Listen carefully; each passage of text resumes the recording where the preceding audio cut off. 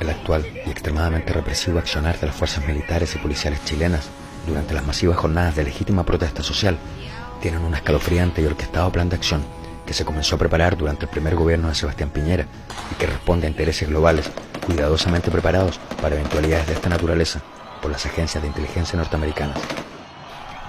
No se trata de ninguna febril teoría conspiratoria, como tampoco lo fue la gravitante participación del gobierno norteamericano mediante acciones encubiertas para financiar, monitorear y crear las caóticas condiciones necesarias para justificar la intervención militar que culminó con el golpe de Estado en Chile en 1973 y que sumergió al país en la era más oscura y traumática de su historia y de la cual aún no logra recuperarse. Lo más lamentable es que los hechos han estado a la vista de todos.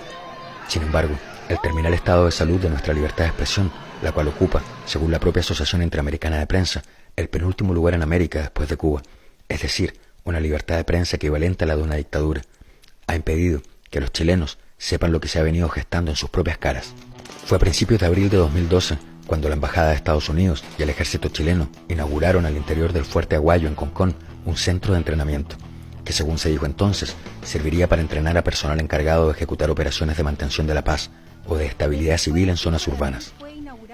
El centro de entrenamiento es en realidad una ciudad en miniatura que cuenta con 8 modelos de edificios.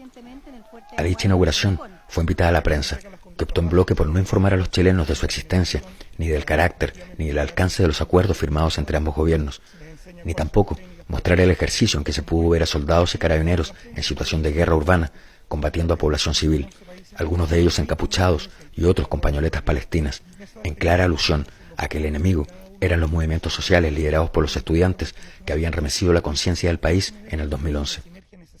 De este modo, los militares y las fuerzas especiales de carabineros han estado siendo entrenados en tácticas de guerra urbana antisubversiva. La construcción de este centro de entrenamiento fue posible gracias al $500,000 que gentil y desinteresadamente donó el Comando Sur de las Fuerzas Armadas de Estados Unidos. El objetivo del Comando Sur es controlar la estabilidad política de Sudamérica, por medio de la instalación de bases estratégicas y la instrucción militar de sus soldados en la ex Escuela de las Américas. El Comando Sur protege los intereses del gobierno de los Estados Unidos, implementando programas y políticas para militarizar el continente, bajo el pretexto de hacer frente al narcotráfico, al terrorismo y hoy a los desastres y emergencias. El último movimiento conocido del Comando Sur fue el golpe de Estado en Honduras en 2009. ¡Compañeros ejecutados políticos! ¡Presente! En este lugar hoy se entrenan las fuerzas represivas que están a favor de la burguesía para reprimir y oprimir los movimientos sociales. What do you think about the U.S. involvement in this particular base where they financed a center for training? I think it's another little mini School of the Americas.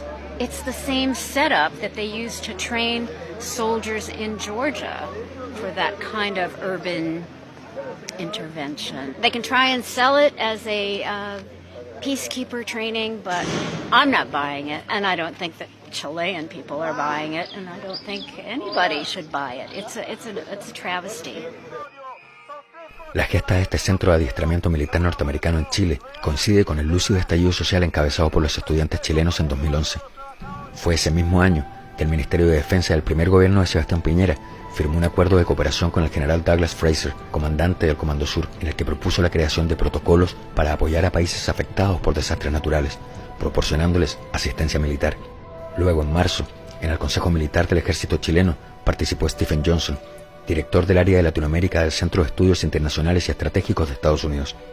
Se dijo entonces que el acuerdo permitiría el eventual despliegue de tropas estadounidenses en suelo chileno ante alguna situación de emergencia o crisis que sobrepasa al propio ejército chileno. Allí, el comandante en jefe del ejército, Juan Miguel Fuentealba, quien se encuentra actualmente detenido mientras es investigado por la justicia chilena por su participación en el caso conocido como Milico Gate, es decir, el robo sistemático de millones de dólares al Estado, señaló la necesidad de un análisis relacionado con los eventuales roles que podrían asumir las Fuerzas Armadas y el Ejército en particular, dado los complejos y actuales escenarios que se generan en el ámbito de la seguridad, al momento de preservar los valores, intereses y bienes que la propia sociedad busca cautelar. Cabe preguntarse a qué valores, intereses y bienes se refería, pero sabemos, a la luz de los hechos, que los complejos escenarios a los que hacía alusión eran entonces las manifestaciones estudiantiles y son hoy el histórico levantamiento popular y la indignación ciudadana que se despierta tras 30 años de sistemático abuso del modelo neoliberal extremo impuesto por los propios Estados Unidos durante la dictadura militar, la cual también propició. It's interesting, isn't it, that they would name something the School of the Americas and be so proud of it, but then when there were protests, they went, let's change the name. Boy, that'll really make a difference. Western Hemisphere Institute for Security Cooperation, WINSEC. It's the same place, it's the same curriculum, it's the same instructors, it's the same agenda, it's the same shame, even though it has a different name. So, Están ocultos detrás de esos vidrios polarizados, tal como actuaron ocultos para reprimir y asesinar a nuestro pueblo. ¿Por qué ustedes aceptan que soldados extranjeros los vengan a mandonear, los vengan a utilizar para reprimir a nuestro propio pueblo? ¿Por qué no son capaces de pararse como hombres, como chilenos, y negarse a que fuerzas extranjeras utilicen nuestro suelo, nuestra patria, para desarrollar las técnicas represivas que buscan evitar que la historia igual avance?